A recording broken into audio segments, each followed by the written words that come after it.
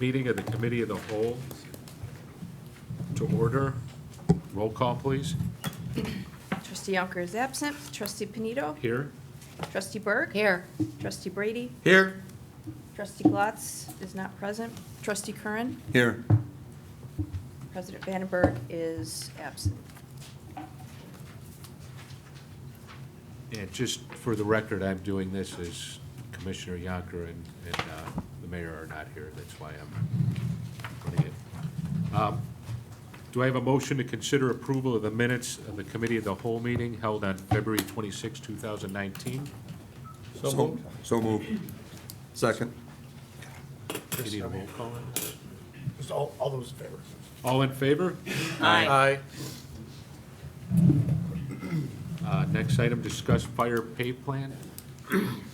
Thank you, Trustee Panito. So the next two items, fire pay plan and the update of the village pay plan, really are related, and so there's a little bit of repetitive information in both, but, so I'm gonna run through these quickly, but I thought because, specifically with the fire plan, this is really our third time discussing it. It's been at the Public Safety Committee, it's been at the COW before.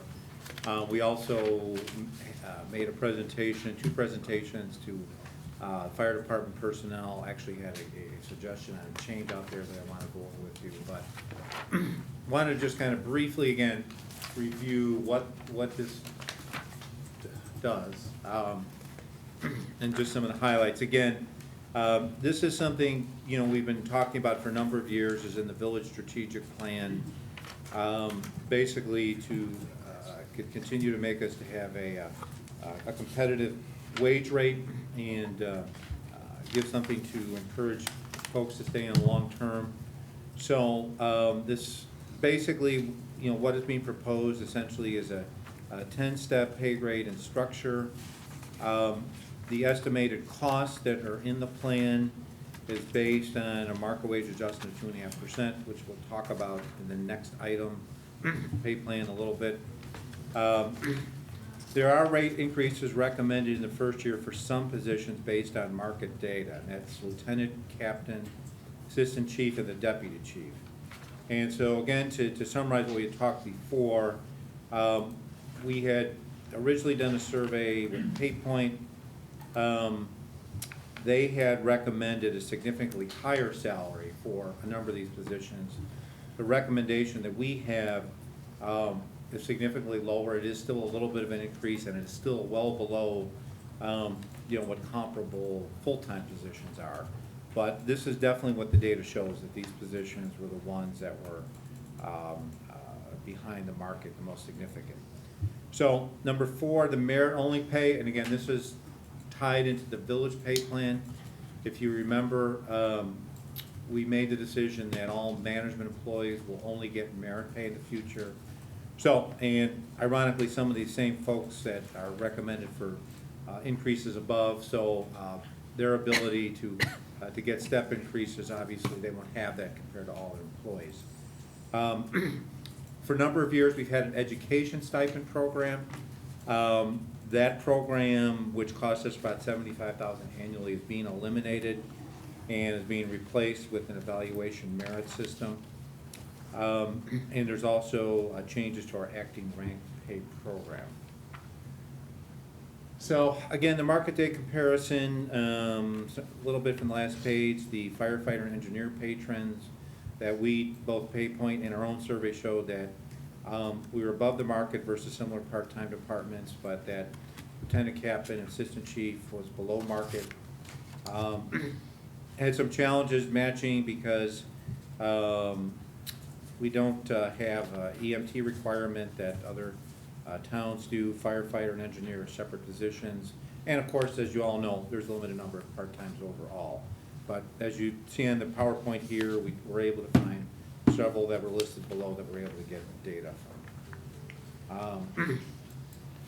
So the next one is just, again, some additional data on where we're at with the first step, with the number of these positions, and basically with the step structure, it allows these positions that are not at market to reach closer to market over time.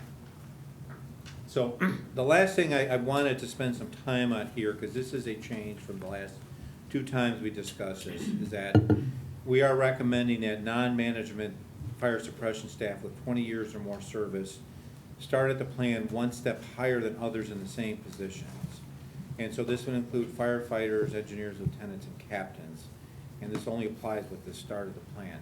So our thinking on this initially was that we would have all employees start at the same step, whether they had 2 years, 25 years. I think after listening to the firefighters, I think it's a good point that there should be some recognition for folks who have some senior tenure.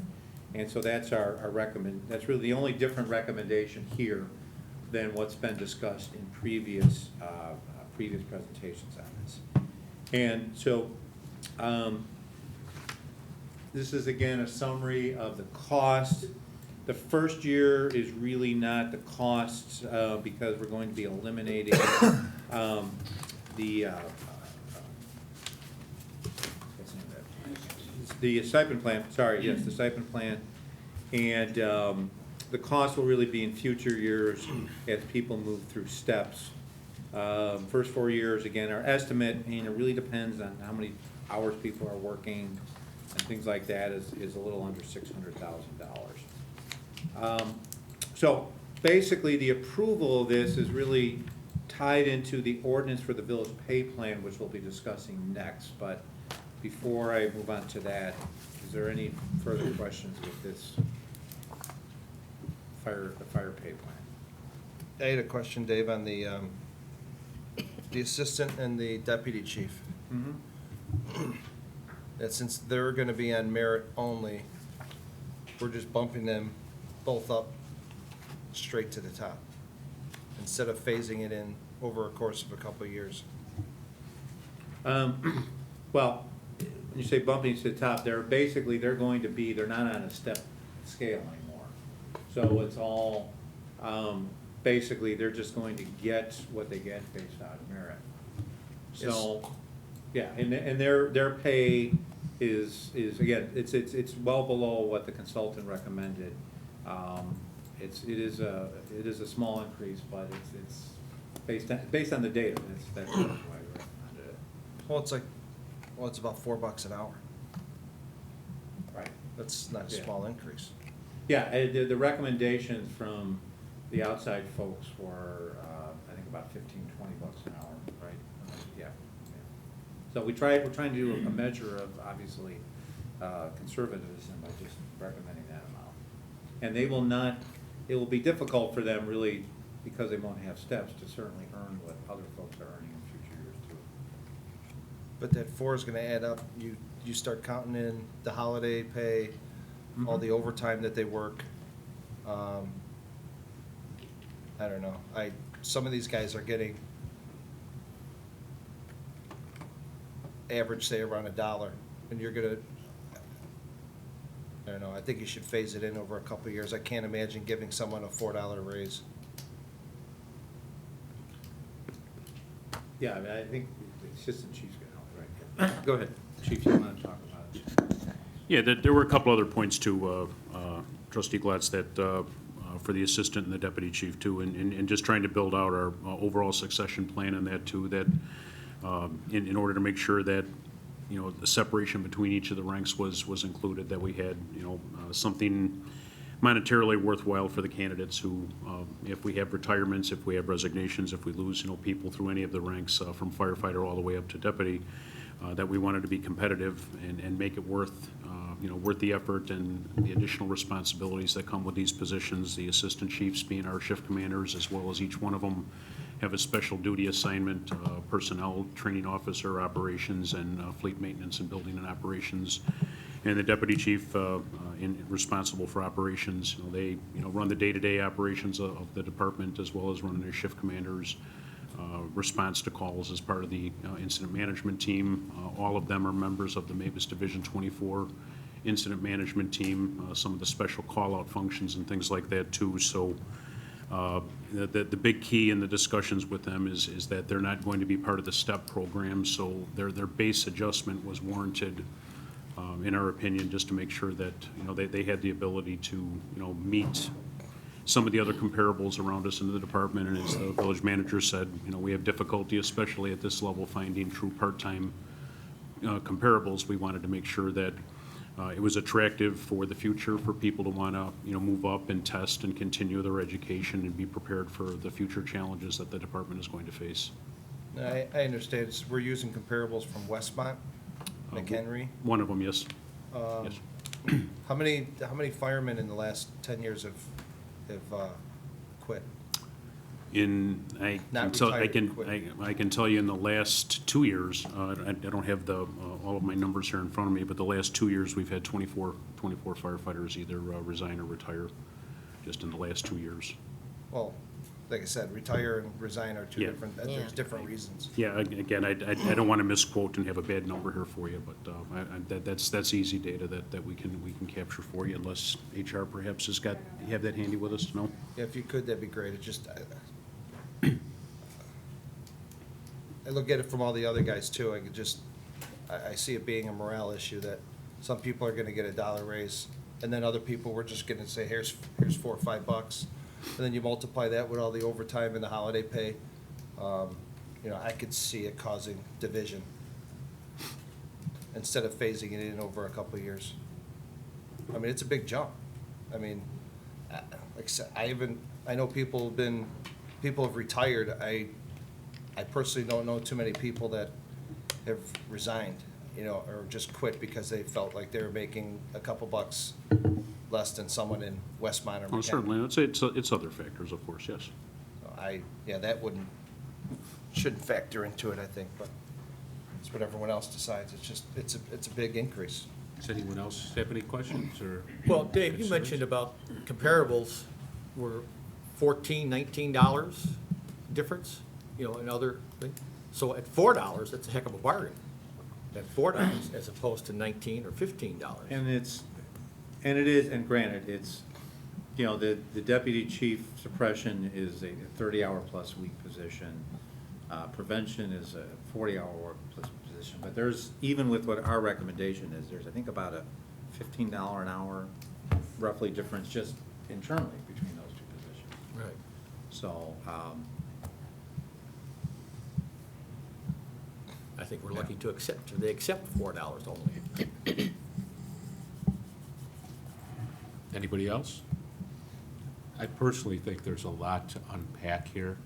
There's a lot of different positions, there's morale issues, there's cost issues. It's a significant cost, especially in the later years, that the village will have going forward.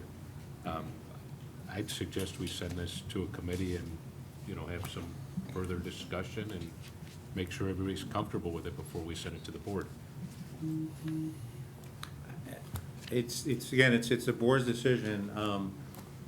It has gone to Public Safety Committee, it's been to the committee the whole twice, but again, it's up to you guys. When are you looking for approval on it? Well, again, our May 1st year is typically when we start the increases, and that's what we're trying to basically get this on the agenda for next Tuesday, because that's the last meeting before May 1st. And we just had a recent election, we have a whole new group coming in. I'd hate to saddle them with our decisions going forward, especially with the major expenses.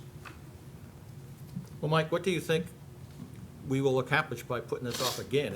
As Dave said, it's been in front of the committee twice. It's been in front of public safety once. What more are you looking for to see in it, is my question. When were the firefighters involved? Were they just last Tuesday, or what's happened with them reviewing the plan? Well, we had two separate meetings, because obviously they're different shifts. I mean, there was a lot of questions, and frankly, there was probably things, it's fair to say that there's probably a lot of things that they would do differently. But, again, this is a plan that I think takes us part of the way where you need to be. We think it's a good plan that's fiscally conservative. It gets us on a plan that we think will be better for the department for the long term. But yeah, we had two meetings with them, and there was a lot of questions. The 20-year tenure one was one of the big ones, and we thought that was one that we could certainly fixed, and that's why we made that recommendation tonight. So, Thank you. And I'd agree, we've had multiple conversations on this, and obviously you want this approved for the start of the fiscal year. It's our responsibility at this time to approve it, or disapprove it, whichever.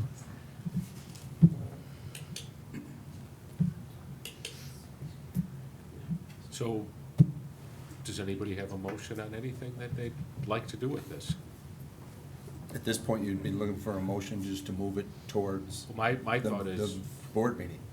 my thought is further consideration. I know I talked to one or two police officers, and I looked at some of the numbers, and, you know, there's like engineers on overtime that'll be making more than, I think it was lieutenants, and that, I mean, it just, there's a lot of moving parts. It should have a couple meetings, I just, and it's gonna affect another board going forward. I think they should have their say on it and make their decision. I mean, you're talking in the later years, it's a couple $100,000 a year. That's a pretty decent sized budget item. I guess my question would be, where are we getting the additional money over the next few years? Have we looked at where we'll have that money to cover this? well, basically, you know, there's, yeah, we will have to certainly budget in future years. It should be pointed out that, you know, under our current system, we typically always have money that's left over. That's the money, again, a lot of, that we push towards capital improvements. So, but in a typical year, we usually, and I look towards the chief or Brad to tell me, but I think we're usually at least a few $100,000 under, and that money that then typically goes towards capital improvements. So So it would go towards salaries this time in lieu of Yeah, capital improvements? yes. Okay. Thanks. Well, I'll make the motion to move it forward to the board meeting for a vote. Second? Probably want to take the roll on this one. Which seems to be weird. Roll call, please? Trustee Yonker, Trustee Panito, No. Trustee Berg, No. Trustee Brady, Yes. Trustee Glatz, Yes. Trustee Curran. Yes. Motion carries. 3-2. Okay, the next item is discuss pay scale ordinance. Okay, so, again, this is, you know, not a new item here, but, all right, how do I get, uh-oh. Okay. I jumped at 1 second.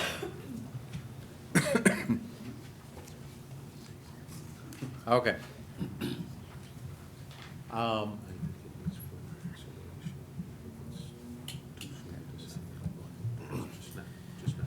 Okay, so I just want to summarize essentially what's happened the last year. And again, some of this we've talked about before. Again, we hired an outside consultant a few years ago to update the compensation and benefits. Our pay plan, we determined to put our employees at the 60th percentile of the market. As a reminder, before that, we were at the 70th percentile. The pay point plan had a larger number of steps, both the low end and high end pay were out of line with the market. So, I'm sorry, because mine's a little bit different here, so I'm gonna. Okay.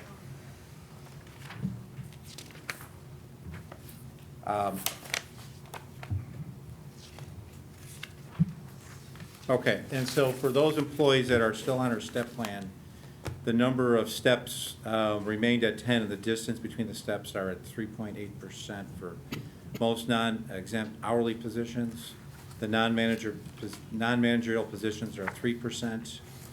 We did, again, to save money, we capped any increases, even if the market study showed there was a 20-30%, we capped them all at 15%. The board did approve, this has already been approved, this was approved last July 7th. And so if you may remember right, we also gave people the ability to appeal the plan, and we did receive 12 appeals. Denise and I heard all of them. We really only made one adjustment based on those appeals. So pretty much the plan that you saw last year was intact. Okay, this is the same. All right, so, again, as a summary, the non-management positions,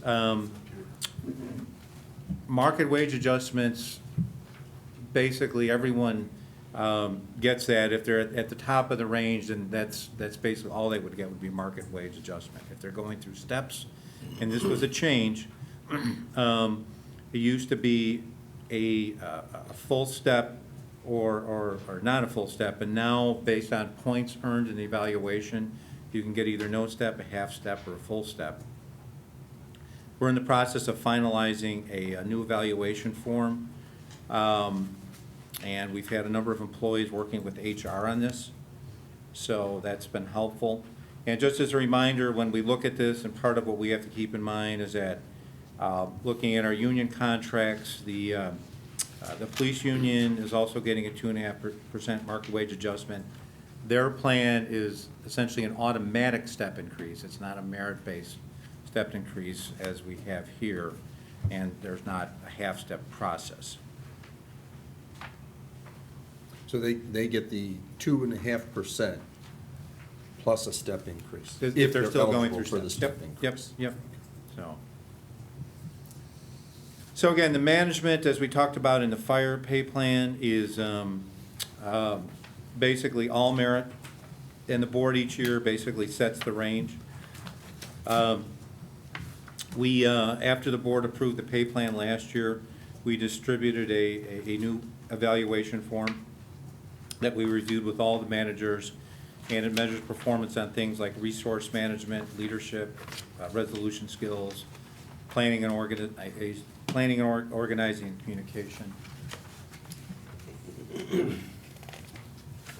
So, here's basically what we're here for today. Here's the next step, again, finalizing the new fire pay plan, which we just discussed.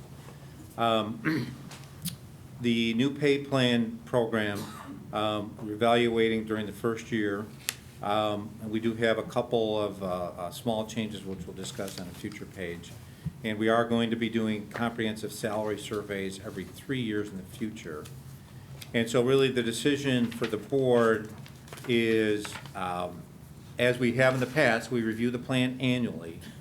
And the board makes a decision on adjustments to the plan based on the market. And so the recommendation this year is 2.5%. There's a whole set of comparables that were in your packet here that basically justifies that. And we use our comparable communities that we use in union negotiations, as well as some other similar sized towns and other towns in the area. So, in terms of the evaluations, there are some recommendations for some minor adjustments affecting some of the telecommunicator positions, computer technician, FOIA coordinator, 911 coordinator, senior custodian, and 911 operations coordinator. Most of these are really cost neutral, going from stipends to other pay or things like that. And so really the overall cost of these changes is less than $5,000 annually.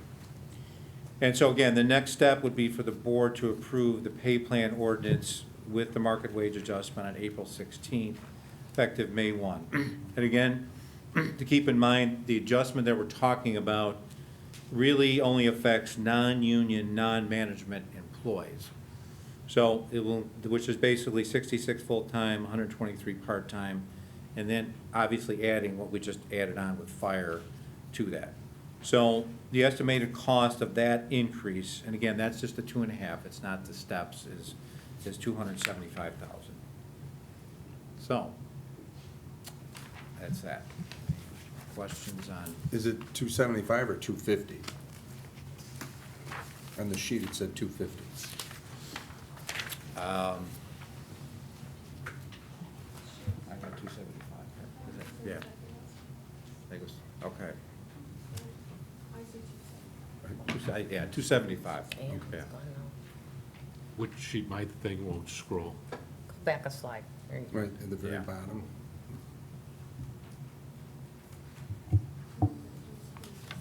Yeah. I think there was some last minute changes made to the PowerPoint that didn't make it here, so I apologize. It's 275, so.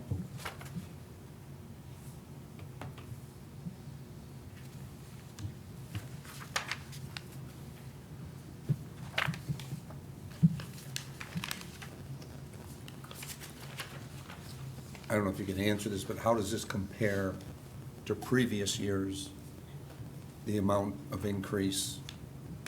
The 2.5 has been fairly standard. consistent, at least, I'm gonna say the 5 years I've been here, I think we've been doing it almost every year. So, disagree or just, yeah? Yeah, okay, yeah, yeah.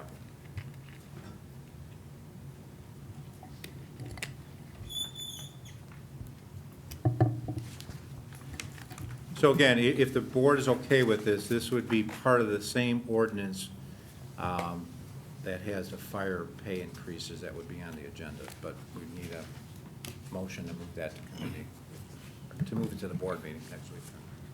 Dave, if you guys, when you guys do these 2.5% that you're using, do you guys ever do a total package percentage instead of just what they're getting on the check? Because this doesn't take into consideration pension liability, workman's comp, any of the other stuff.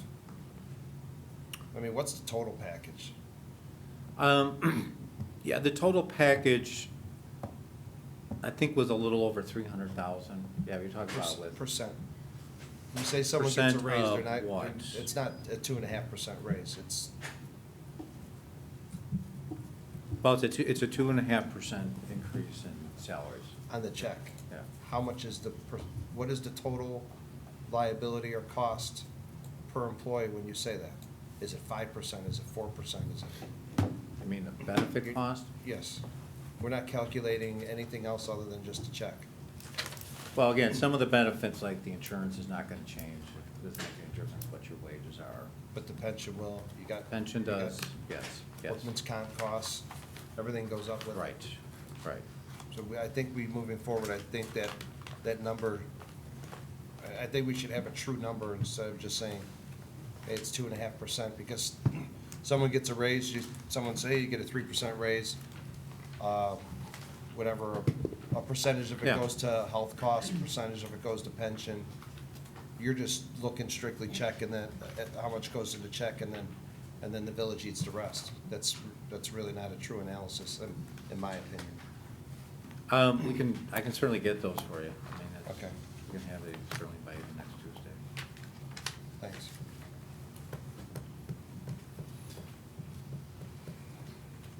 Okay. Any further discussion? I'm not doing anything with this today? No, you need a motion, right? Same way as I'll- last time. I'll make a motion that we move this forward to the board meeting. Yeah, that's a good point. Trustee Panito? No. Trustee Burke? Yes, But they're saying. Trustee Brady? Yes. Trustee Glatz? Yes. Trustee Curran? Yes. If we are gonna move this to the next board meeting, Dave, perhaps you get CPI numbers and perhaps those comparable communities.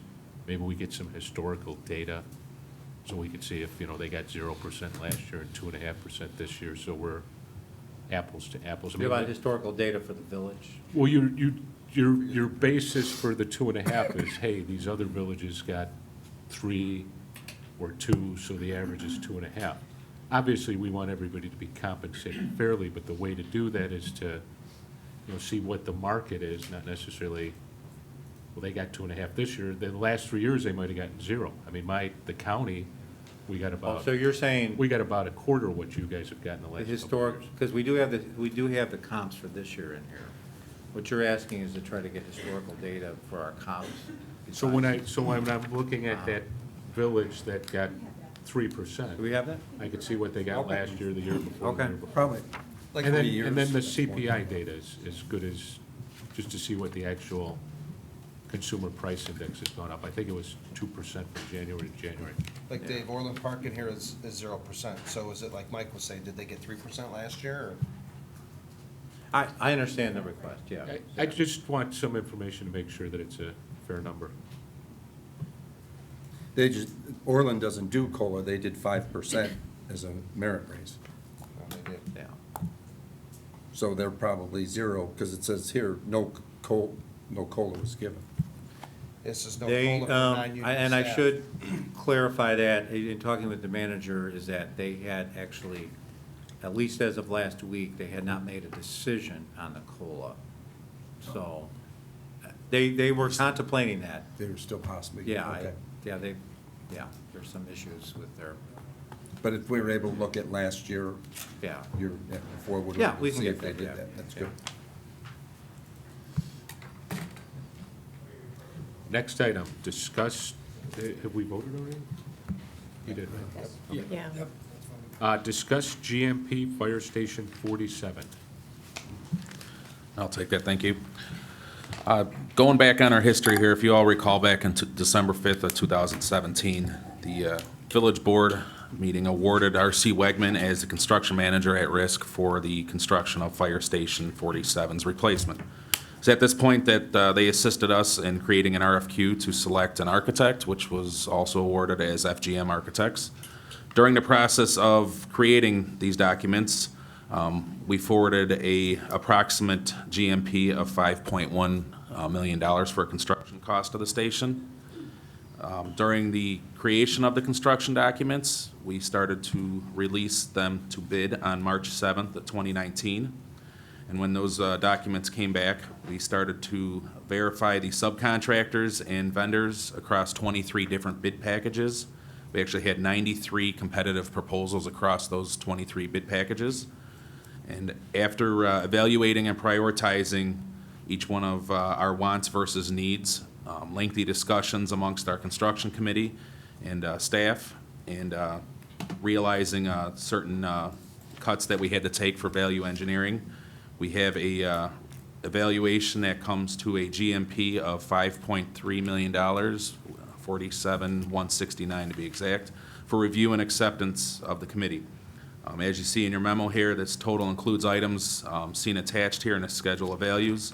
The actual construction costs of the station are going to be $4,665,000, $825.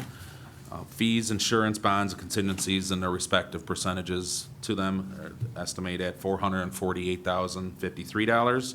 And then, as with any construction, you have a contingency in there to a total GMP guaranteed maximum price of, again, $5,347,169. Now, understanding along with that GMP, there will be other considerations that we call soft costs or allowances that are put towards the cost of this construction. Again, we have them bulleted out for here, architecture and engineer selection process, design pre-construction phase, architectural fees, civil engineering fees, our station alerting system is a separate soft cost, our wireless microwave installation for communication to the facility, VHF radio system, which is their public safety radio network, the geotechnical testing, CCDD, sampling and testing, utility connection fees, and our FF&E allowances have a total of $557,448. With those costs, it gives us a total construction cost of $5,904,617. As this total project cost exceeds our current budget of $5.8 million, we evaluated 3 options for potential savings. Option 1 would be the removal of the elevator and its proprietary equipment. We found that because of the accessibility requirements and the occupancy requirements of that basement, because right now we are constructing it as a storage space and not what would be considered an occupiable space, we can fall under that ability to remove the elevator. That has a potential savings of $83,000. It's our plan to construct the facility with the shaft and any appliances that would have to be put in during the construction for the future possibility of adding the elevator. But again, right now with that basement not being required to be occupiable space, we don't have to have the elevator in place. Another option would be removal of the rear concrete driveway, removing the option of having, the potential of a drive-through station that matches the other stations. And the third option would be to approve construction at the current estimated cost of $5.9 million, understanding that, you know, we have a possibility of not all 5% of the construction contingency being used.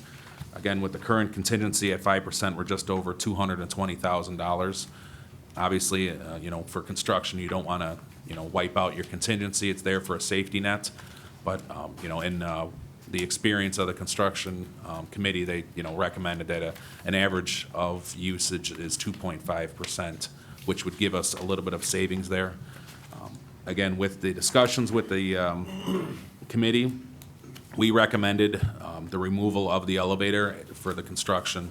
That would get us just barely over the budgeted cost of $5.8 million for right now. We did, you know, as I mentioned in our memo here, we did also throughout the, you know, the design and construction of this, or design and development of these plans, we looked for potential savings in other alternative sites.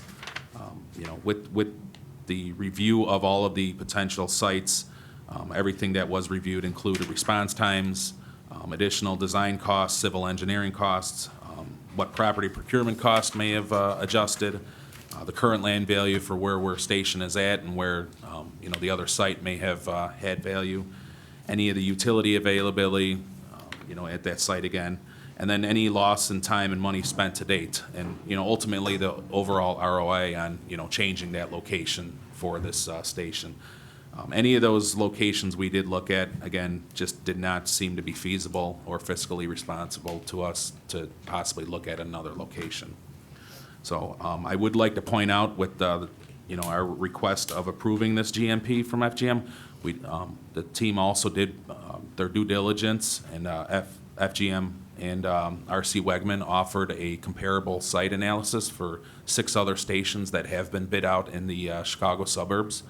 And, you know, again, with our ability to really, you know, value engineer this project, of those 6 other stations, the next most comparable in size that was bid out April of 2018, their cost per square foot ran at $460 a square foot, and we're able to get this station down to $370 a square foot. So we were able to potentially come up with $90 per square foot of savings with the team that we have hired and, you know, collaborated with the committee here.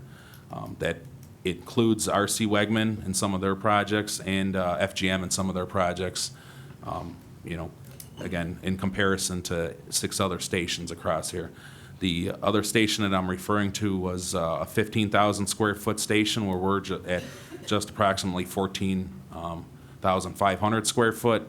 They bid their station, their GMP came back at 6.9 million, and we're again requesting you know, a GMP of 6.9 construction cost, and we're requesting an approval of 5.3. So again, it's a large exponential savings what we were able to accomplish here with the team that we constructed. So the request I'm looking for from the committee here is to approve and authorize the execution of the final negotiated amendment to the construction manager at risk contract with Wegman for a GMP not to exceed $5,347,169, and concur with our staff recommendation of the removal of the elevator until a time deemed necessary when possibly turning the basement into a occupied space. Any questions? Yeah, the, what's the size of this driveway? The site, square footage, I don't have that offhand. Do you happen to? We have actually our construction committee here. Do you guys happen to have the actual square footage of that driveway? 5,200 square feet. Understanding that that driveway is designed to match IDOT spec for heavy equipment. So it's not a typical residential driveway. It's you know, thicker with heavy gauge rebar. And again, you know, it's comparable. I mean, for, you know, your understanding, we replaced that, the apron to Station 4 coming off 191st. That apron alone cost us over $200,000 for replacement with the concrete at the, you know, heavy-duty pavement spec. Is that something, Kevin, we could do ourselves or no? No, not really. We don't have the manpower or the finishers to be able to do that. The elevator. My only concern about removing the elevator is you'd be saying 5 years from now, you wish you would have put it in from the get-go. Is it at this, I mean, whatever the board decides, but at this cost, is it worth not putting the elevator in now? Instead of trying to backtrack later? I And mean, again, you know, with the fact that we specified that the basement of the facility is a storage facility, it's a non-occupied facility. You know, our requirement to put the elevator in the first place is because of ADA requirements. You know, again, without having the public, you know, going into the basement, without having occupiable space down there other than moving storage back and forth. We have 2 sets of stairways in the construction plans. Essentially, it'd just be a caveat of moving storage, you know, material. Sure. I'm just looking at cost down the road, what it could possibly cost if we do this down the road. And that is, the breakout is if, you know, right now, if we decided, you know, at current construction and labor costs, if we were to, you know, look at doing it later, that's their estimate of, you know, having someone come in later. That's, again, it's an $83,000 cost, but it's also the savings to the project. If you didn't spend the contingency in whole, possibly at the end of the project, would you be able to add the elevator at that point? And that is something we have considered. I don't know, I don't think that would adjust that cost too much if we decided, you know, later during the construction, if everything seems to look good towards the final phases, how much that would adjust the cost. That was something, you know, we briefly discussed. You know, and again, if we don't use the contingency in its entirety and we're, you know, towards the, you know, tail end of this project, you know, that's something we could look at possibly doing if the committee and board recommends. I mean, me personally, you're gonna spend $5.8 million and this thing's is supposed to be beautiful. I would put it in. I would refer to John on, Yeah, I agree with you on that, that I think depending on what equipment you're moving downstairs, are you having people manually move that downstairs versus putting it in an elevator and let the elevator take it? You risk injury and everything else. I mean, how many times did you do something with the park district you regret it because you didn't do it at the beginning? Well, you always, Exactly. whenever you eliminate something from a project, you always wish years later, especially storage is probably the number one thing that often gets eliminated from a project. You often wish you had that. No, please understand, we really whittled away these numbers with our value engineering. I mean, that's the last 3 we got here, and we understand each of these are, you know, we're gonna take a hit on removal, but, you know, we had an ultimate goal of $5.8 million for construction cost, and, you know, this is what we have to offer to the committee for us to be able to get that GMP and to be able to move forward with this construction here and, you know, meet that ultimate goal of the $5.8 million overall project cost. Well, I agree with trusted colleagues, because at this point in time, having an elevator there is it's a freight elevator, okay? Later, it's easy to put in a new driveway in the back of the house. Guys all know how to back a truck in. But I agree, you know, about trying to get it in there somehow, some way now, okay? Just opinion. Now, I would, you know, show that the fact that the potential savings of the driveway are half of the elevator, you know, and that offset, again, I put this in priority based on what the committee discussions were.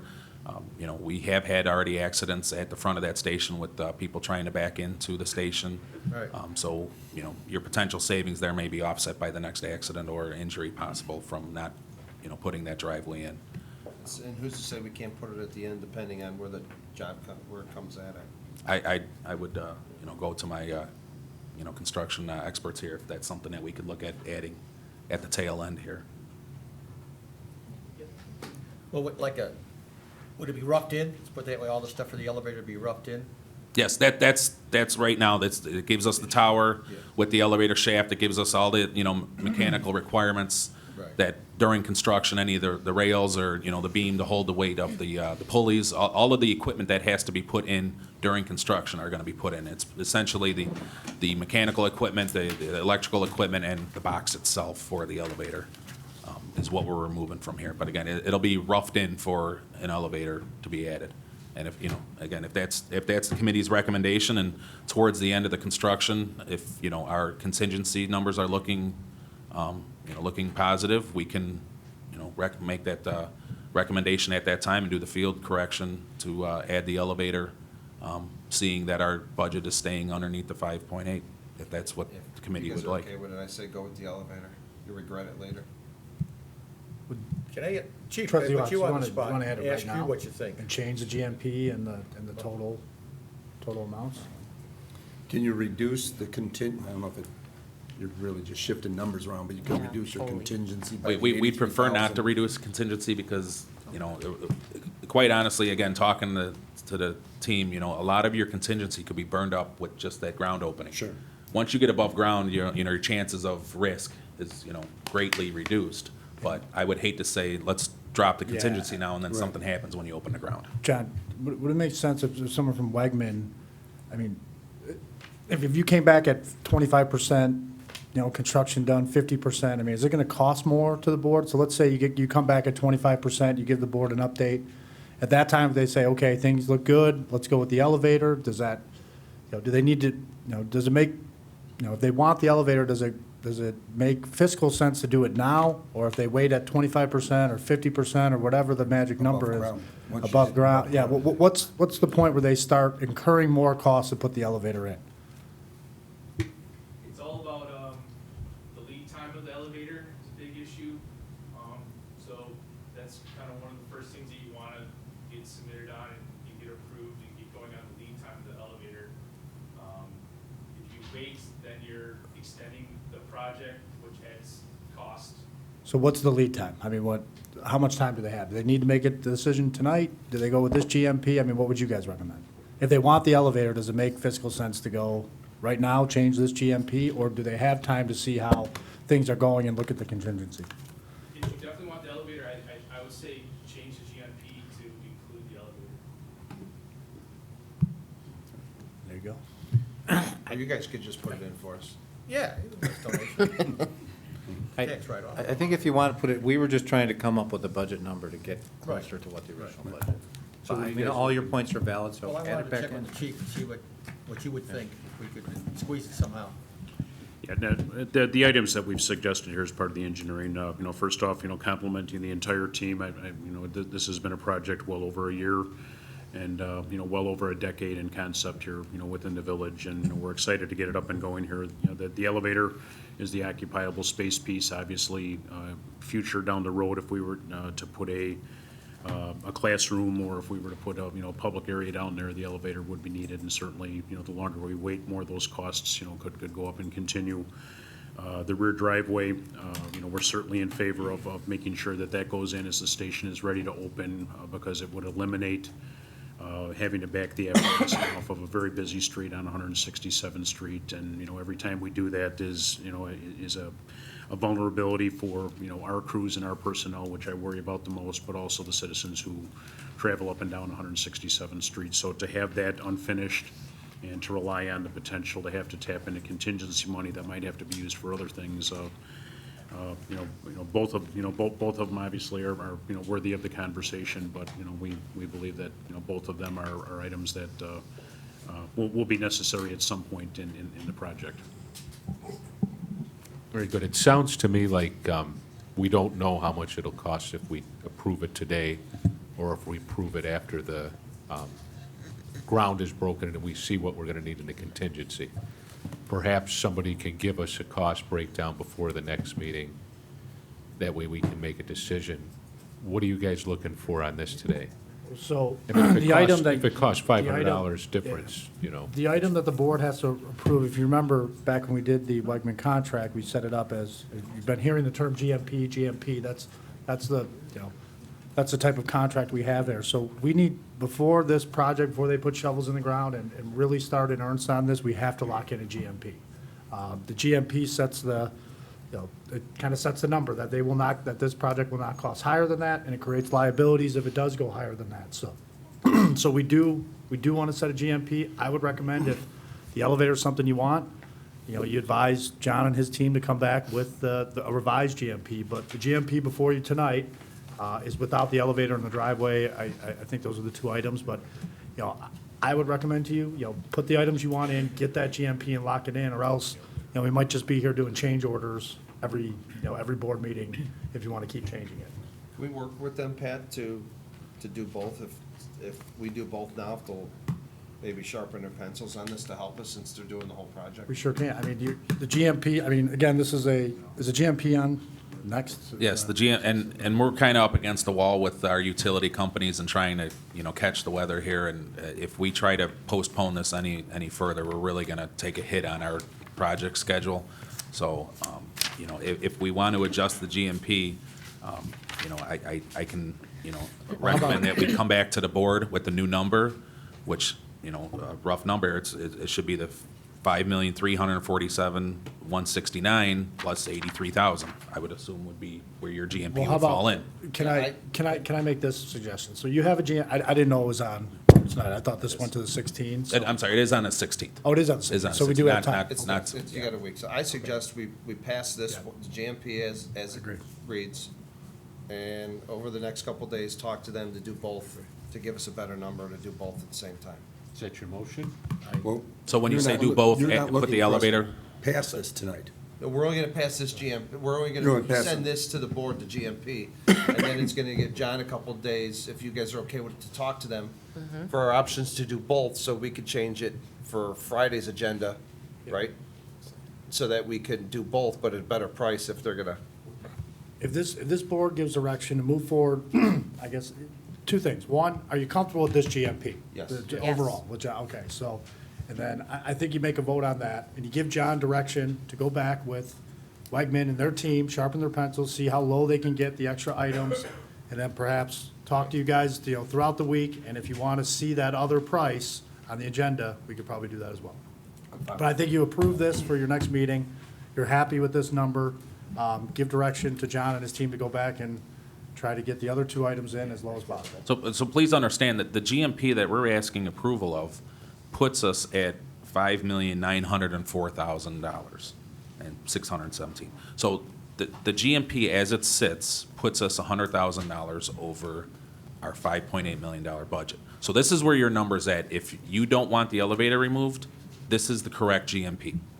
If you're recommending to us that we do not remove the elevator to have the potential savings to meet the budget that we have right now, that's the GMP number right now. There's, your recommendation to sharpen the pencils or anything, that's where we're at. We've whittled away the Pencils have pencil been completely, sharpened. yeah. There is no pencil, we got a nub here. Pencils have no lead. So, Good enough. Right. that They can if sharpen you it. would like us to find $100,000 in potential savings, again, and if your recommendation is to not remove the elevator or the driveway, then I would request that we opt for option 3, which is to, really keep, ourselves sharp and make sure that we don't, hopefully have any issues to go against the contingency. And if the contingency comes in, good, then we would still potentially be under budget of the 5.8. So again, the GMP number, as you see it, puts us at a $5.9 million construction, overall project cost. But the ground's not open. And But the that's ground is not where we're open. in trouble, right? But we have done because of the potential for soil issues out there, we have done extra soil borings. And I think, based on what the geotech came in, everybody's pretty happy with what those soil borings showed.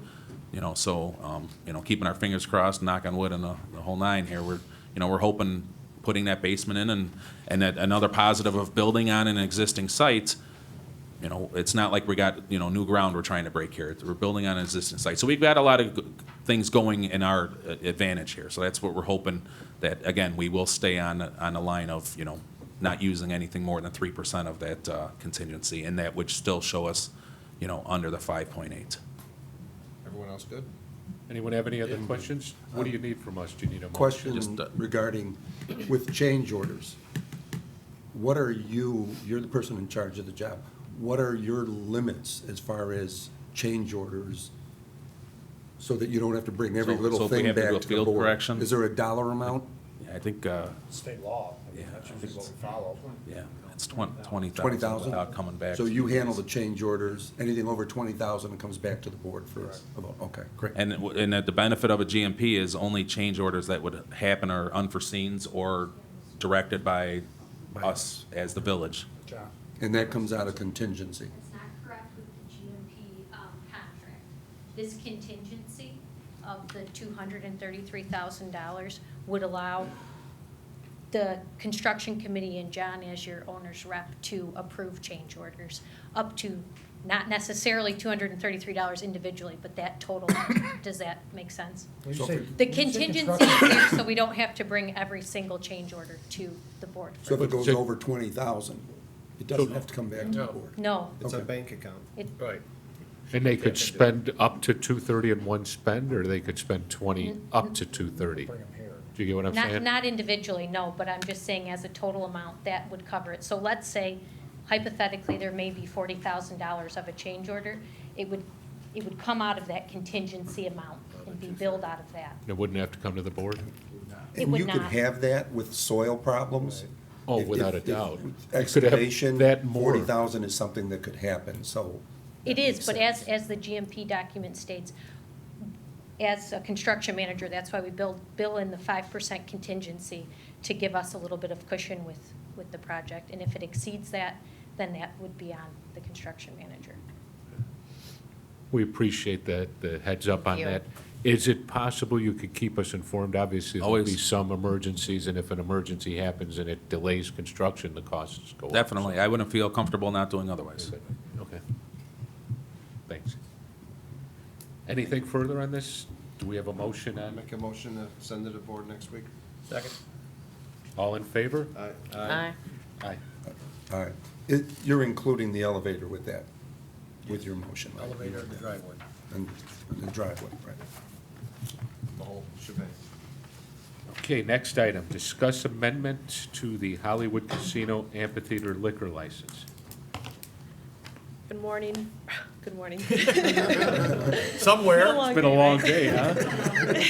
Maybe in Good Austria. afternoon, board members. This is an item to discuss proposed amended changes to liquor classes I and J, which are both specific to our Hollywood Casino Amphitheater.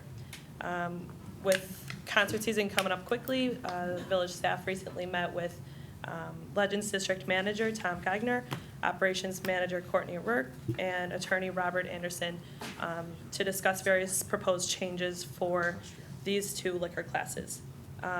Again, these two liquor classes are specific to the amphitheater, so they don't apply to any other business or restaurant in town. Class I is applicable to the Grassy Hill area, General Concourse, et cetera. And then the Class J is more specific to skyboxes, the skybox areas, tents, et cetera. The petitioner Legends is seeking to add alternative service methods and modifications as a means to improve the guest experience and modernize the venue. With that being said, I'm going to hand this over to Courtney, Tom, and Rob. They will be more thorough in their explanation of their proposed changes to the code. Good evening. Thank you for your time. My name is Rob Anderson. I'm an attorney for Legends Music LLC, who is the liquor licensee. I have Tom Geringer, our district manager from Legends, in charge of the concessions, and Courtney Rourke is here. She's the general manager of the venue, the actual property. Courtney's here supporting our motion, but Tom and I are going to sort of do all the talking.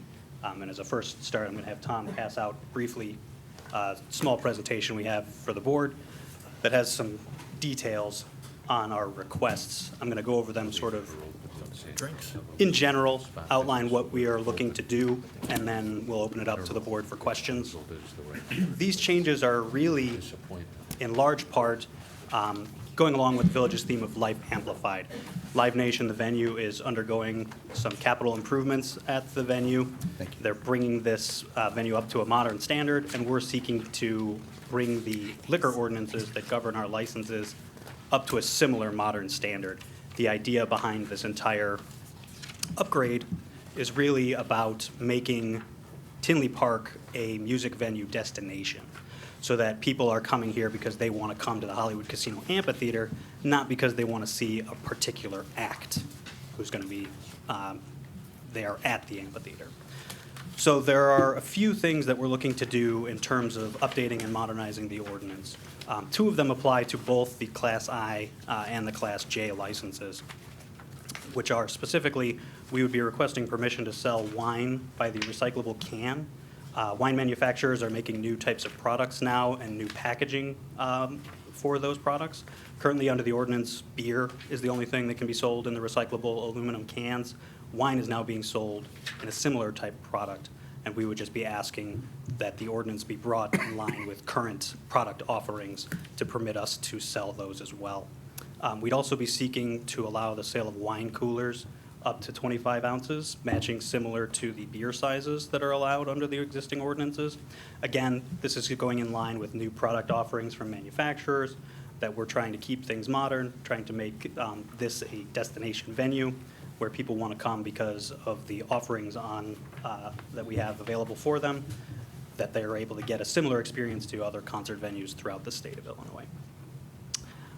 Specifically in the Class J, which refers mostly to the VIP areas, there are a few changes we're requesting, again, mostly modernizing or updating the ordinances.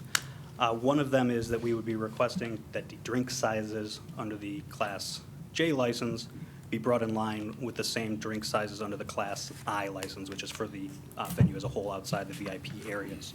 Currently in the ordinance, there are smaller sizes that we're restricted to in the VIP areas than we are in the venue proper, if you're just walking around and have a standard ticket. We would just be asking that the sizes for those be brought in line with the existing sizes for the rest of the venue. So for example, in the skyboxes, beer is limited to 12 ounces, but everywhere else within the venue, you can purchase a 25-ounce beer. So we'd just be asking that those be brought in line. We would also be requesting that patrons be permitted, if they purchase a beverage in the VIP areas, to take those out of the VIP areas. Currently, under the existing ordinance, if you purchase a drink in one of those areas, you have to keep it in there and it can't come out. This was put into place, I believe, back when the service of alcohol was restricted only to those VIP areas and not the rest of the venue. Now that the entire venue has alcohol service, we see this as both a modernization and a safety issue that allows us to better operate. Because if someone is restricted to keeping their beverage in the VIP area and they purchase it right before a show starts and they're going to be leaving that area, their options are essentially to throw the beverage out or to consume it at a rate that is unsafe. We don't want patrons to be doing that. We want them to be consuming at a safe rate, and we see that allowing them to take their beverage out would encourage that as opposed to encourage overconsumption. So we would be asking for that change. We would also be requesting, under the club room section of the Class I, one of the areas is restricted for alcohol service that you have to also have a ticket to the Golden Box area, as it's described in the ordinance right now. The way that tickets to that particular area are currently sold, you can either have a ticket to the Golden Box area, or you could have a general ticket and just get into that. It's sort of a VIP backstage room where people can pay an additional price to have access to that area. So we would be put in a position where some of the guests could purchase alcohol in that area and some could not. As such, we would be asking that the restriction on that, where it's only allowed to be sold if you have a ticket to the floor boxes, be removed and just treat that as a general club room, as they already stand under the ordinance. And lastly, under the Class J, the second to last, under the Class J, we would be requesting some slight modifications to the naming in there to more flexibly allow for the way that venues update their stadiums. So there's different sponsorships of different areas and different names of different areas that the venue can put into place. So for example, what's currently described as the Golden Boxes under the ordinance is now called the Floor Boxes. Same exact area, same exact space, same exact requirements under the existing ordinance, just a different name. And so we would be suggesting some slight changes to those just to more use descriptive language of the area rather than a given name to allow for some more flexibility in the venue, keeping themselves modern and updating because, as I said, sponsorships change, names of areas change. Live Nation is constantly improving and iterating on their venues, and so this gives more flexibility in that and more guidance both to us and to village staff to make sure that everyone knows exactly what areas are being talked about.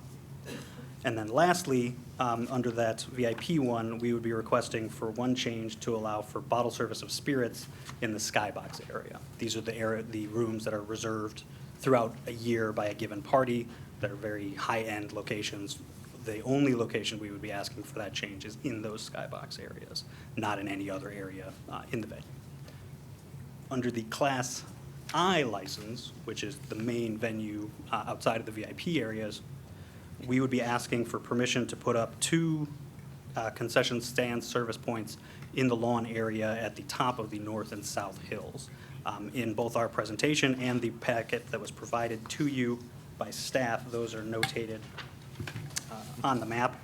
They are up in the far corners of the lawn seating areas. They would be up against the fence line. We would have security personnel in place ensuring that people who are queuing up at those stands to purchase an alcoholic beverage would be lining up along the fence, would not be blocking any patron views who are in the lawn for viewing the show, would not be causing any flow issues from traffic or blockage of the bathrooms or anything like that. This is really an update that we're looking for as an additional quality of life improvement for our guests. The main areas where you can purchase concessions is down in the plaza, which is a bit of a walk for people who are sort of towards the top end of the lawn area.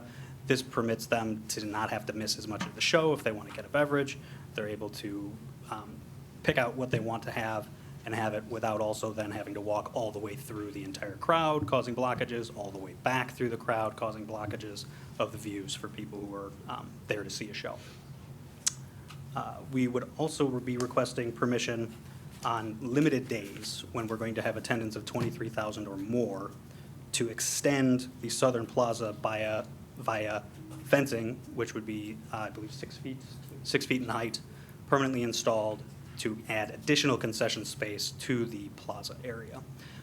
This is something that we would still be requiring all the guests to be going through ticket drop, to going through security. It would essentially just be an extension of the plaza area to help with traffic flows, help prevent any mass buildups of people in certain areas by adding an extension where there were additional points of service, making sure everyone can still move comfortably through the area that we have.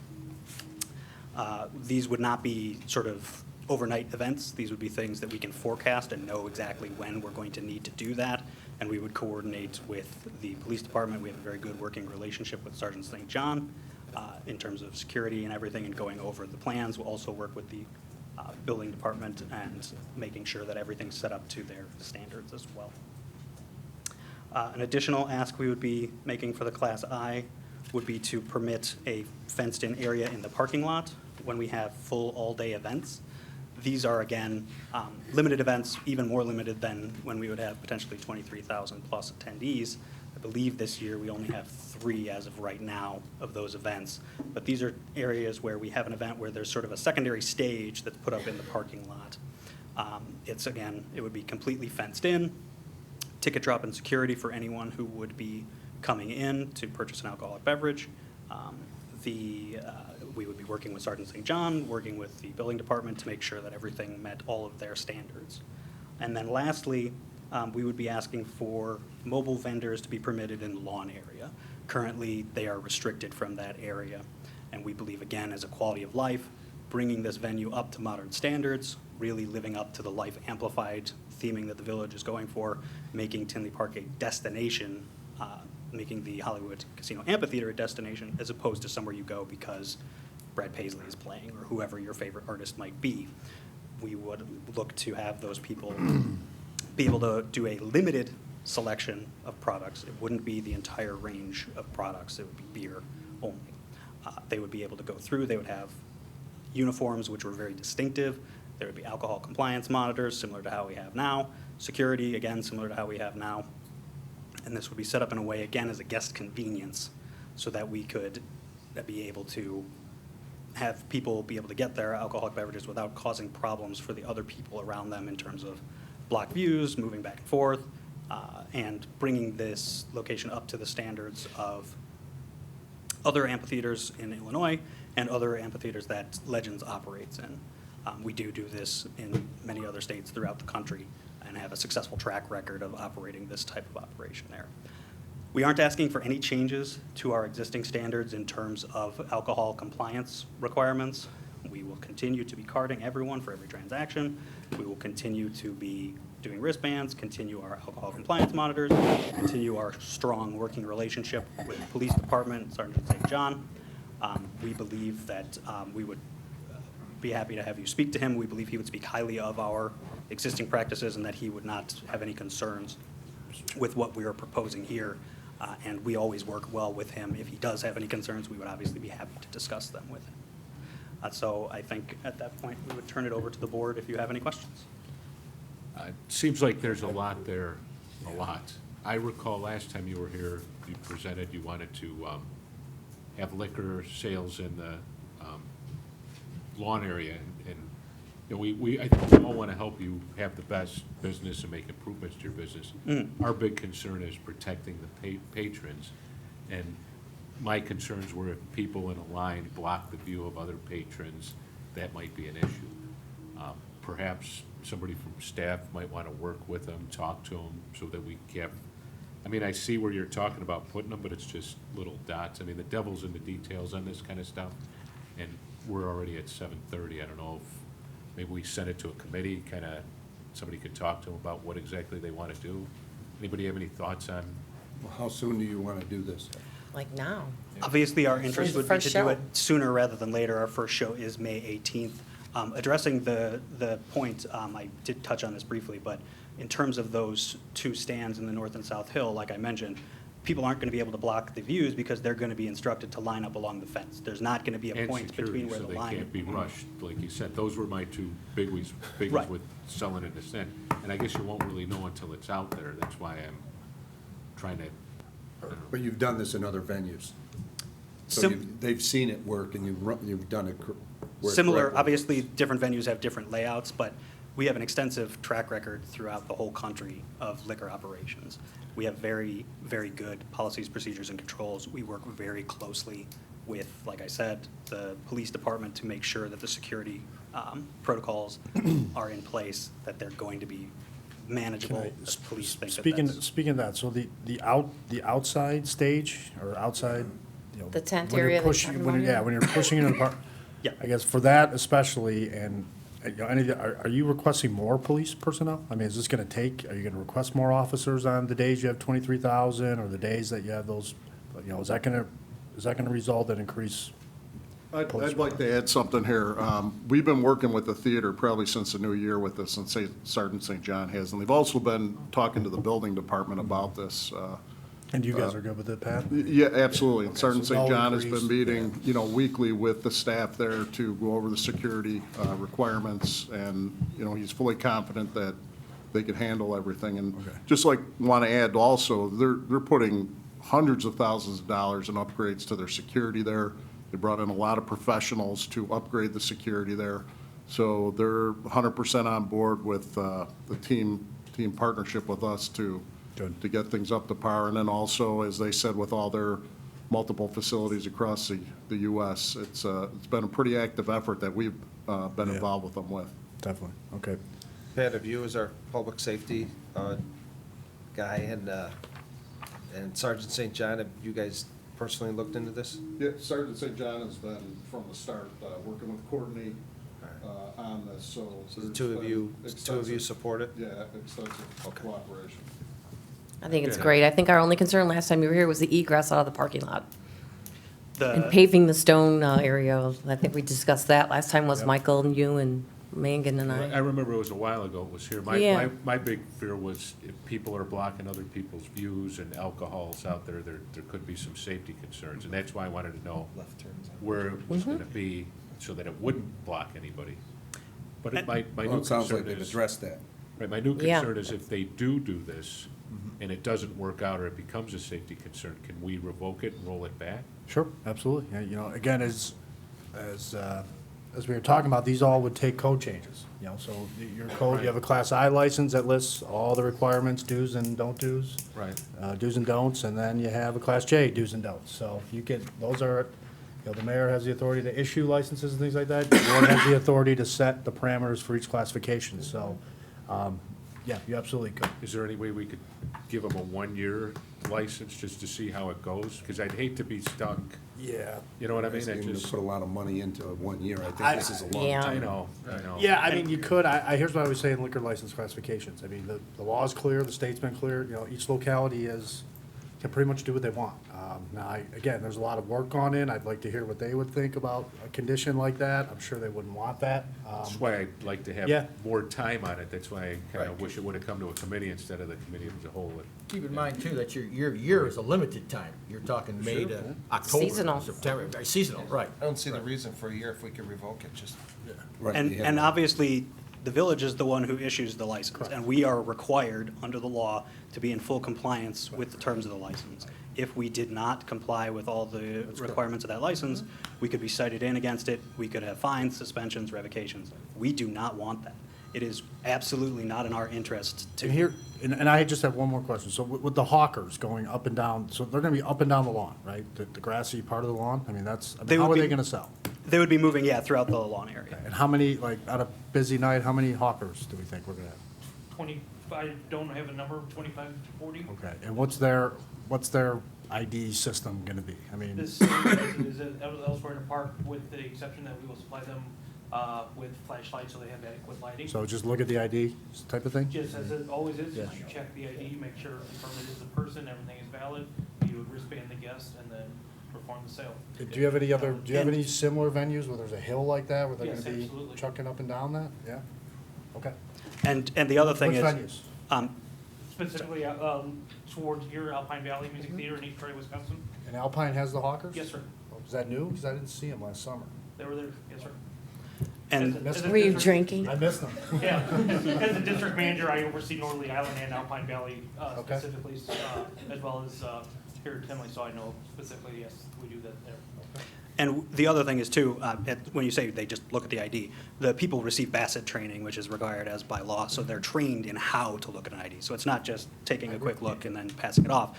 It's looking at the ID, confirming that the picture of the person matches the person who's giving it to you, making sure that the particulars, so that it's not someone who gives an ID that says that they, like it's a And then, a do you picture of guys have someone an who doesn't look. estimate, if the board were to grant all these changes that you'd like, do you have an estimate in the increased revenue you'd get? And vis-à-vis the increased revenue to the village?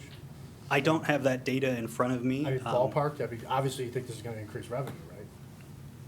Sales? I mean, that would be the thought?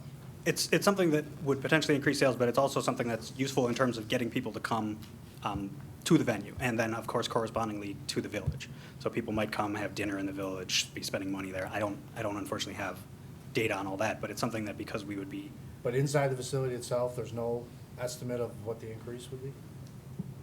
I could see if we could find something. I just don't have that with I was me just wondering, tonight. if you don't create it if you don't have it, but. Would you have enough for an elevator? It's possible that the tax increases to the village could do that. I don't know, like I said, I don't have the numbers, but we would anticipate that there would be, not just again from us, but from the corresponding raising of the profile of the amphitheater and the village itself, additional people coming and spending money in other places than just ours. At least a pulley. You mentioned recycled cans. Does Live Nation recycle? Yes. Oh, okay. Not just throw them in the garbage, they recycle them. Obviously, we can't control what the guests do, but we do provide the Right. ability for them to Right. do that. You give us your recyclables for them. You can turn them in for the 5 cents. Well, they don't have any. The fenced-in area in the parking lot, 5 cents a pound. is that on concert dates? Or Yes. is that just special events that you'd be holding there, or both? That's only for which one, sir? The fenced-in area in the parking Is lot? it a tent? I thought you said it was a tent. Is that gonna be a tent, or is that just a fenced-in area, open area? The party tent. So there's 2 different fenced-in areas that we're talking about. There's one that's the extension of the Southern Plaza. The party tent already exists and is already covered under the Class J license. The extension of the plaza, which is over on the left side, the Southern Plaza extension, that would be on days when we're going to have a concert event inside the venue with an attendance of 23,000 plus people. And how would we know? I guess we'd have to work that out in the language on how that gets notified. I mean, when do you guys know you're gonna have 20? This is an anticipated attendance, and so we have a pretty good idea who's gonna, the number based on the tickets sold. If we are close to that number, we would work in conjunction with Sergeant St. John and and the. That's kind of difficult to codify there, you know, so we'd have to I could work with you on some language for that. I believe there's ways to put it into the code that would both allow us to have that extension, but also make sure that we're giving adequate notice to the police department and the other relevant departments so that they have time to, A, know it's coming, and B, do whatever inspections they want to do. When Jimmy Buffett's there, it's gonna be Yeah, over right, 23,000. Again, guys, there's a lot of details in this thing. There's a lot of tiny pieces, inside, outside. I don't think this is the proper place to do it. I think you gotta take a date, have staff look at it, and make recommendations and approve it piece by piece. But Mike, Well, there's yeah, gonna be Pat's people done vaping Pat's there, done they that. do, Pat in St. marijuana's John. gonna be legal, we're gonna have so many other Well- issues coming down the right as well. I think Sergeant We're St. getting in the John and weeds. Pat have done their work. I'll make a motion to send it to the board. Second. Approve it in all as is? Second? Second. Okay. I'll take a roll on this one. Take a roll. Trustee Panito. No. Trustee Berg. Yes, Trustee Brady. Yes. Trustee Glatz. Yes. Trustee Curran. Yes. Thank So you. I guess, so obviously you guys have the meeting next week. There's a lot to draft here for the board. We're gonna try to get that for you for next week. At the very latest, it'd be the first meeting in May, but we have 2 days to do it, so, you know, we can try. but And I'm happy to work with you on we'll working give out it a what shot. If language we don't make it, you know, obviously the meeting's Tuesday, everything, you know, hay's in the barn by tomorrow end of the day, so we got, call me in the morning. Well, I will reach out to you. We do understand the timing issues that the village has.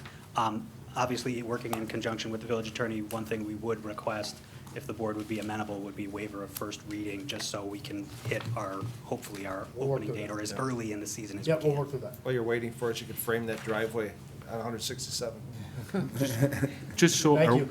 on that next date, just so I'm clear, are we gonna be voting on the whole thing? We're not gonna If we split it can- out into the If we can get it different? drafted in I time. mean, they've got like 5 or 6 different asks in there. Not every one is. It's a lot of draft, if we something can get it everybody would drafted in agree with. time, our goal will be to try to get it before you Tuesday night, All right. but no guarantees. I don't know. 17th, you're talking about. It's, I think it's 16th, 16th, yeah, whatever. your next meeting, next. Is the 16th, A week from yeah. yesterday. Thank you. Very good. Thank Thank you. you. And the next item of business on the committee of the whole is amending the liquor class from EV to AV for Fratello's. Good evening.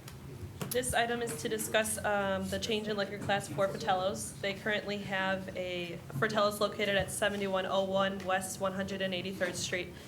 Currently, Fratello's has the Class EV liquor license, which is pretty much just for the sale of beer and wine on premise only.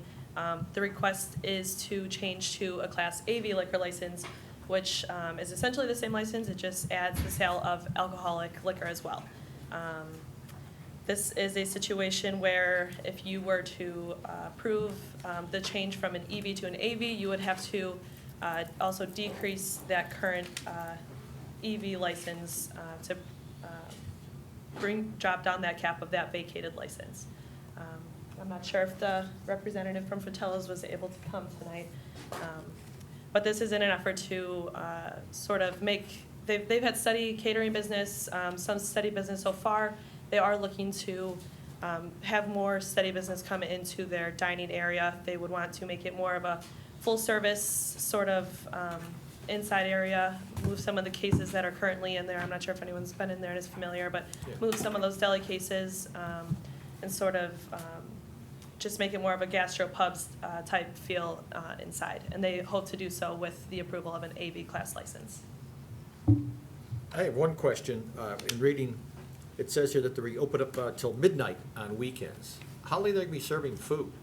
Are they- That is a good question. I would have to confirm with them. I would assume as long as they're open, because a lot of the times with our liquor class, that has to be in conjunction Right. with the sale of food. Just wondered.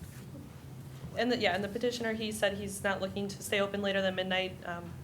He's in the thought that, you know, nothing good really happens after midnight. That's sort of his idea on this, his plan. So that's what he's said to us, at least at this point, so.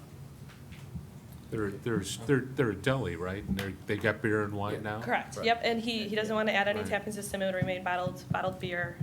Again, it's just the addition of some alcohol, liquor as well. And you'd say we'd have to add a new license? So we would Increase have the to, number? the action would be to increase the AV cap because right now it's currently maxed out the way our code is. If they are approved for the AV, then there would be an EV license floating, and there would have to be an action to decrease that cap. Just procedurally, if you guys approve this, the title, Right, I when got you it. see it, It'll it'll get say rid- add increase one, get EV, rid of yeah, one. yeah, yeah. It'll look a little I'm just funky, making but- sure we're not adding Yeah. and then have No, another open Correct. license Remember, to fill. the idea is always keep them at zero so you guys can approve. Right. And the gaming is attached. The Fratello's currently does have the gaming, but it makes no impact and no changes to the gaming. The gaming remains the same. And this is strictly consumption in the restaurant? Correct, on premise only. There's nothing packaged liquor or Correct. anything like that? I'd have no problem giving him that license if he opened up in San Fratello's. So that's the only issue I have with this, with the change with the Fratello's is, correct me if I'm wrong, Dave, but the way I remember it, when they originally wanted the license, we weren't gonna give it to them for the one where they're at now. And the only reason we gave it to them, they said they would open that store if we gave them the gaming and liquor for both, for the old San Fratello's. They wanted to get. They went over there, but they never went over to the other one. So we only approved the store that they're in now for it because they said they would open the other one and they never even touched it. That's the only problem I did have. discuss with it. that with them, Because yes. that was a total, there was nothing like what the original agreement was. That's the struggles I have with changing anything for them. Is that right, or am I No, we did missing? discuss Right. both locations. Right, both locations. Yeah. Matter of fact, Mike made a speech about it. So is there- Do we know why they didn't open in the San Fratello location? I don't, I haven't. Can we maybe get that Yeah, we answer could- for the yeah, next? Yeah. I mean, it's not unreasonable to say they're not here and, you know, to defer until they're here, because I. Is that the consensus? Yeah. Okay, very I good. think so. And you want to keep this at committee level? Yes. Yes. Until you can get those further answers? Okay. Next item of business, receive comments from the public. Anyone wish to make a comment on the committee? Do I have a motion?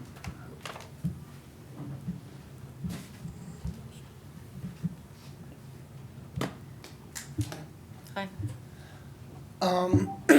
Yeah, I was hoping to talk to the mayor. He's not here today. What's the deal there? He's not, it's a different type of meeting, or He's not here. he's not here? Well, maybe you could relay a message for me then. You know, there's been a lot of mudslinging with this election and all the negative stuff that's been going on. Now that the election's over, regardless of who won, I was gonna come in here and kind of say the same thing. He's got a couple of years left here, and there's still time to do something really good. I mean, instead of just sitting by and letting bad things happen, you know, I'd be perfectly fine if I saw something great come out of all of this. That being said, I was thinking it would be nice to have like put on like a haunted house. You know, if you could get a permit or something for the mental health facility, you know, maybe you can get a permit for a couple months, get some businesses involved, take the money, get people in Tinley to kind of come together instead of all the bickering and arguing that's been going on. Get together and work towards a common goal. You know, maybe we could do something fantastic and then take that money and then we put it into our fire department, we put it into our police department, you know, put it where we need it, keep it here in Tinley instead of paying someone for a big permit or whatever. Maybe we could do something here and keep the money at home, you know? If you could do something like this, you know, a year or two, you got Statesville, you've got some pretty big places that make a lot of money doing this. Halloween's big business. That's a big, scary place over there. That mental health facility's got potential for something like this. You know, it's just a thought. But if you could do something righteous, you know, get everybody together, work towards a common goal. I mean, we could do something better than Statesville or any of these places put on. I mean, we could really put this place on the map. You're right there at 80 in Harlem. It's magnificent, plenty of parking, right by the police station. Just something I was thinking about, you know. I'm not always about coming in and pointing the finger saying this is wrong. You know, maybe some good ideas on the table might help. You know, I just thought it might be something. I really want to tell him personally. I'm really, you know, kind of disappointed he wasn't here. But in any case, that's basically what I was thinking. I don't know if you can get permits for stuff like that. I know I've seen them land helicopters on the roof. I've seen them play paintball out there. It doesn't seem like it'd be too big of a deal. But I think there's a ton of money that could be made, and I think it could really help, you know. And like I said, the police department, the fire department, you know, things in our town that really matter to this town. You know, make a bunch of money, don't pay it out to anyone, just put it back into Tinley and keep it here. And basically, that's all I got to say about that. Outstanding, thank you. Thank you. If there's nothing else, we'll take a 5-minute break before we Motion to start the adjourn. next. Gotta make it. Is that okay? Motion to adjourn. Do I have a motion to adjourn? So moved. Second. All in favor? Aye. Aye.